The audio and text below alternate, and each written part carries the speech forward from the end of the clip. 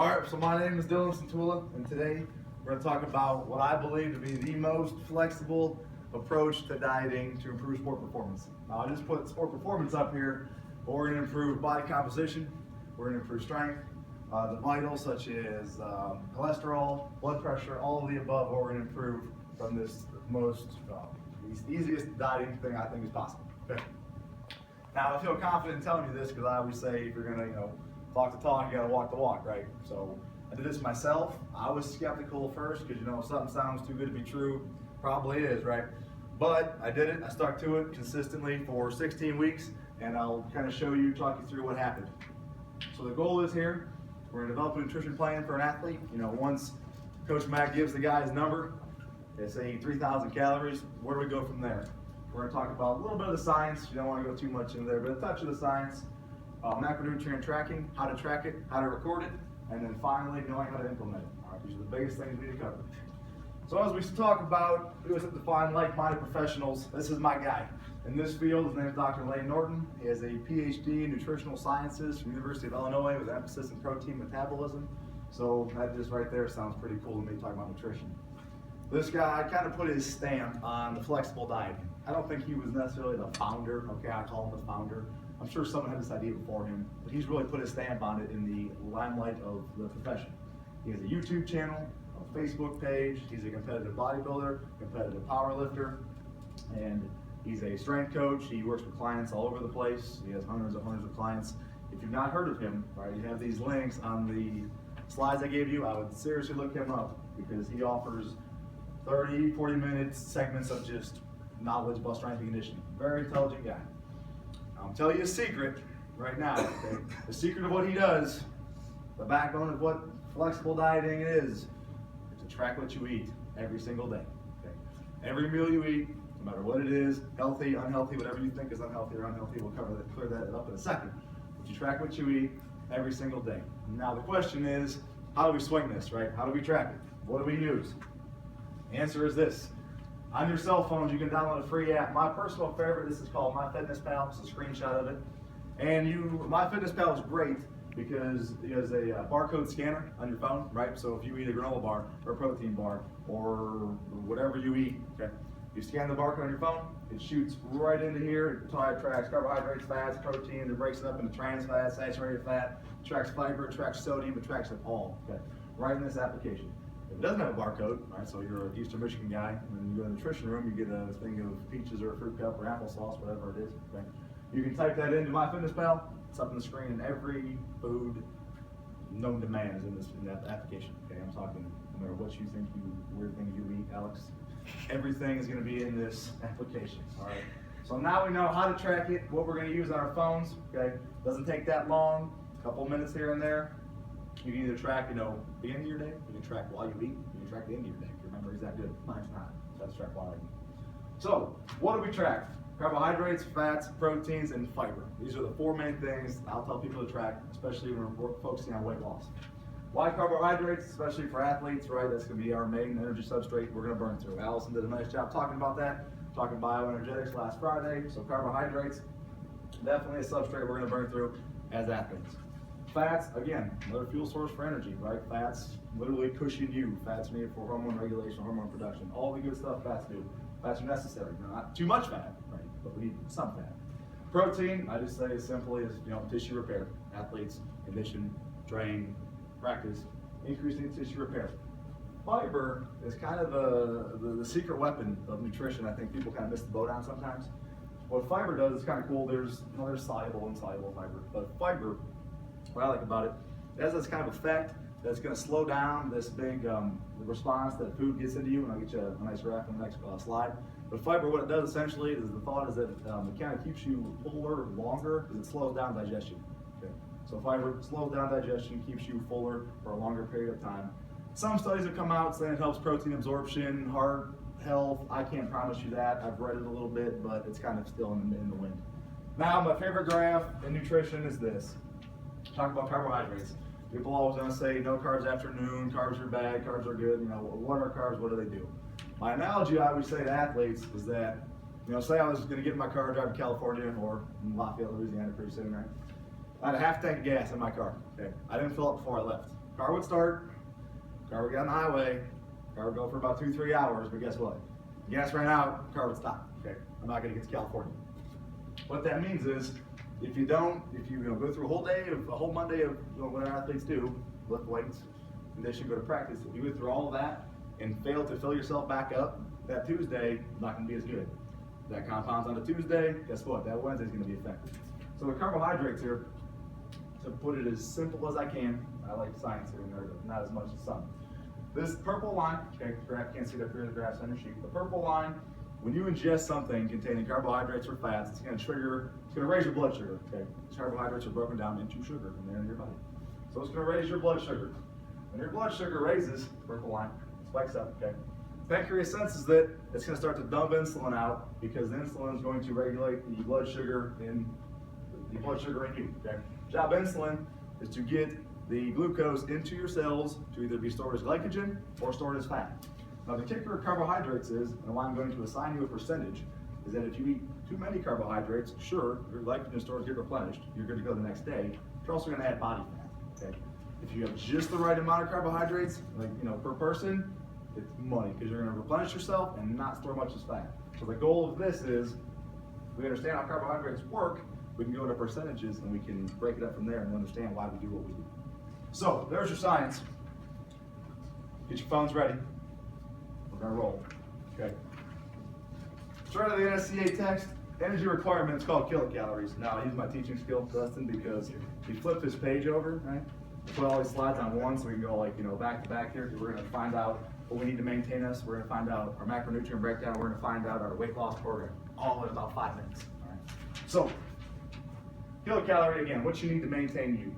These numbers are strictly for maintenance, to maintain your body weight as you are sitting in this chair. Light activity, different for males and females. Light activity, okay, is your sedentary desk job. Maybe you run twice a week. Moderate activity, or the meatheads like myself, who go to the gym 6 days a week and think we're still athletes and want to look good. And then high activity are your Division 1, 2, 3 college athletes, okay? So be honest with yourself, right? On these numbers, you're gonna take your body weight, if you're a male, multiply by 17, 19, or 23. And this is gonna give you a number, all right? This is gonna give you a number, be 3,000 something, 2,000 something. It'll give you a number that total calories need to maintain your weight as you sit here. If you're in between, say if you only train 3-4 days a week, would you go just 18, like Nope. not train I 6, took 7? one of those. You're 19, yeah. You're 19, yeah. I've seen you lift, 19, yeah. Especially when we work out for 3 hours. You're moderately active. He sits for half of that workout. Right. Okay, so 17, 19, 23. Alex, are these numbers going to be perfect for everybody? No, No, why? because everyone's different. Bingo. My metabolism and Rafi's metabolism is going to be different, right? If you don't like your metabolism, probably blame your parents, okay?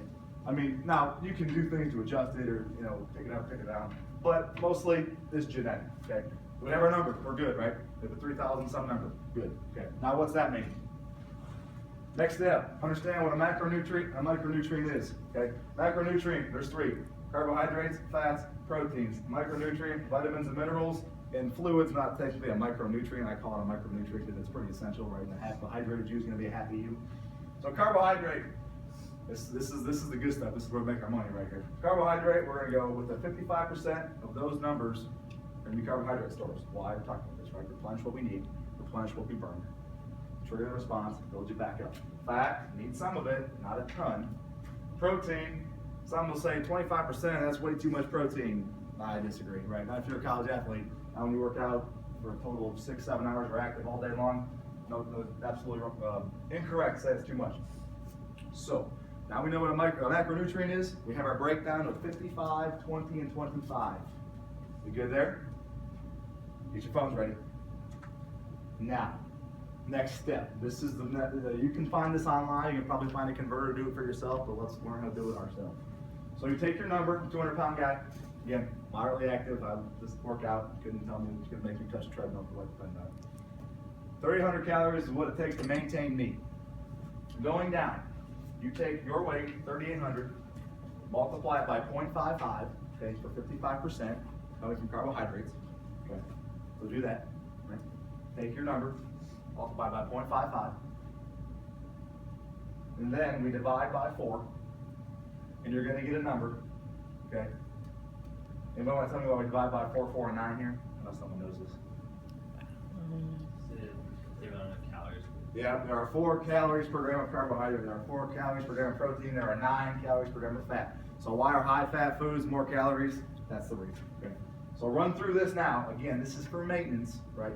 We're taking our maintenance number and we're doing this, right? So maintenance times 0.55 divided by 4 carbohydrates.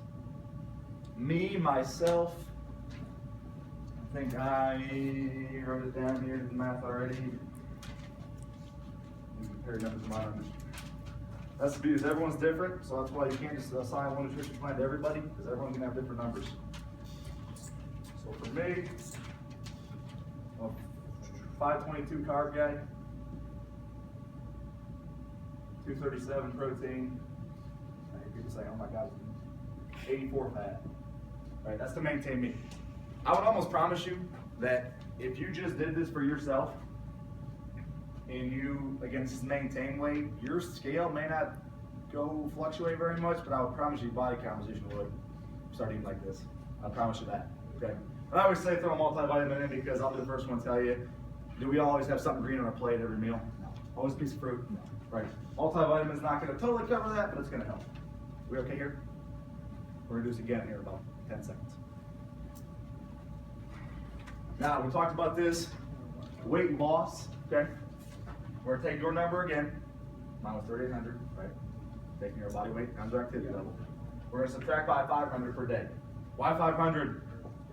Spence. Coach Mac answered this.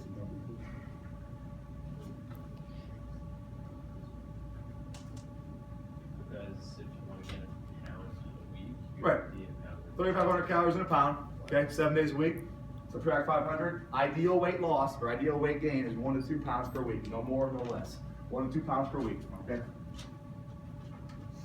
So again, subtract 500, you got a new number. We're gonna lose weight, right? We're on a weight loss plan. So go back now with your new number and plug these numbers in again to the same formula for me, please. So a new number, mine will be 3,300 right here. Do these same numbers and find your new macronutrient goals to start to lose weight.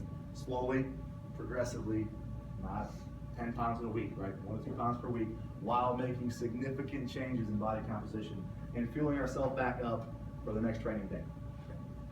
So find those numbers now, give you a second.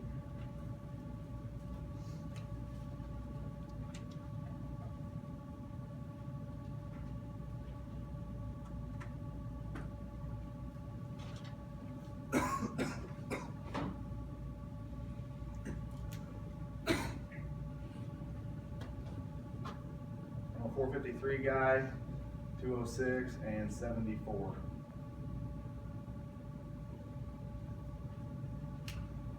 Be right up here, but do the math with you. I'm gonna need an extra second to do this okay. I'll do this all right place.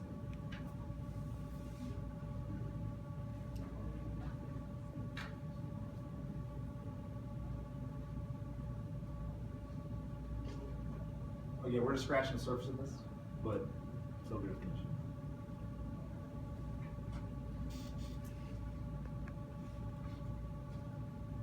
Find the numbers? We're all good, right? We have our numbers. Makes sense? Perfect. So now, for me, again, the difference between my maintenance to maintain me and for me to start to lose weight at where I'm at now. Again, this number isn't going to be the same as Matt's number. It's not going to be the same as RJ's number. Everyone's going to be different. But I want you to know, and see this is again, ideal weight loss is slow. It's not a sprint, right? It's a marathon. So the difference between 522 carbohydrates a day and 453 is literally a bagel, okay? Between 237 and 206, it's a protein shake. Between 84 fat and 73 fat is 1 less cookie, okay? I mean, it's seriously, right? It's not insane, like drastic, starve yourself and go run on a treadmill for hours. It is slow, minor reductions in calories to get you to a goal. And again, this is gonna improve strength, body composition, overall health and fitness, hands down, okay? We're replenishing what we need and not putting excess calories, excess things we do not in our system. So, to prove my point, again, this was my number for weight loss, and this is what I ate. Yeah, I ate this yesterday. I wrote this down. Okay. 4 waffles, scoop of whey protein, cherry pie, vegan juice, protein bars, yogurt, lasagna, a cookie, an apple, Fiber One bar, Chick-fil-A, got a Chick-fil-A, missing out, and Cinnamon Toast Crunch. I know it sounds like you like I'm 7 years old, but I like these foods. I like these foods. So my point is look, I mean, all these foods, right? There's no meal prepping, there's no Jane Fonda lid colors, there's no fist-sized portions. It is inclusive of all foods. Once you find your calories, macronutrient breakdown, and again, it's different if you're trying to gain weight, lose weight. We're focusing on weight loss. This is what I ate. Okay. I like these foods. These aren't diet foods. These are normal people foods that I ate while losing weight. So that's what I'm trying to get to you here, is that it's very flexible, has very good benefits, all while trying to lose weight. Now, we know how many calories we need, we know our breakdown, we know what foods we can eat, all of them. Tracking, okay? Simple Excel sheet. 7 days a week, wake up every morning, you go to the bathroom, that's your true body weight, they say, and you put it into Excel. So Monday through Sunday, right here, I get a weekly average, I get a weekly change, and like I said, the goal is 1 to 2 pounds per week. If you see blue, it's because my calories, I had to bump them up, because when I first started this, I found I had a freaky high metabolism. It's lucky me. So I bump up a little bit. But light blue is just reductions in calories. So over a 16-week so-called diet, right? I only changed my macronutrients 7 times in 16 weeks. Okay, it wasn't weekly, it wasn't daily. It was over 16 weeks, changed them 7 times, right? And I went from 212 down to 189. From 17% body fat to 8.8 or 8.6. Okay. Eating those foods I just showed you. I'm not making this up. By tracking the macronutrients and making minor reductions. To prove my minor reduction point is right here, okay, on sheet 2 of Excel. Calories right here, carbs, fats, protein, fiber. As you can see, when I finally dialed in my right number, it's all about finding maintenance. Like I said, when I first started, I shot way too low, so I lost like 6 pounds in a week. But I was like, okay, time out, it's not good. 3,745, 530 grams of carbs, and still losing weight. Next one, I bumped down, let's see, that's less than 100 calories. Next one, bump down 100 calories. Next cut, bump down 100 calories, okay? And just minor alterations of my macronutrients. All right, I pretty much stuck with that 55, 20, 25 split throughout the whole thing, okay? Nothing drastic, small changes throughout the entire 16 weeks. Still eating what I chose. I said MyFitnessPal is my favorite one to use to track. There's My Macros Plus, Nutritionist, Lose It. I'm sure there's more I don't know about. These are all free. Free apps. Anybody can use them, put them on your phone, it's with you daily. Final considerations to wrap this all up. Okay, I was talking about who to use this with. I mean, now if you're like a wrestler where body weight, I mean, literally matters, in certain weight classes, perfect for, right? Instead of starving yourself, torturing yourself for 4 weeks outside of the season, why not just do this for 3 months outside of the season? When, the time of the year, with football right now, Coach Mack has our Excel sheet, and time of the year. Going into the season, is a football player's weight and composition probably gonna matter? I would think so. But maybe after the off season, say they do a good job tracking their weights in the off season, what they do is they say, have a little freedom, okay? Keep a little bit extra. We're gonna start training again, eat some more food, go ahead. Takes a ton of accountability from the athlete and the coach. So for the coach, it takes, like, if I was doing this with an athlete, I have to pretty much check their food log almost, maybe 2-3 times a week to make sure we're doing it. I have to check their Excel sheets. Again, it goes on Google Docs, so they can see it, I can see it.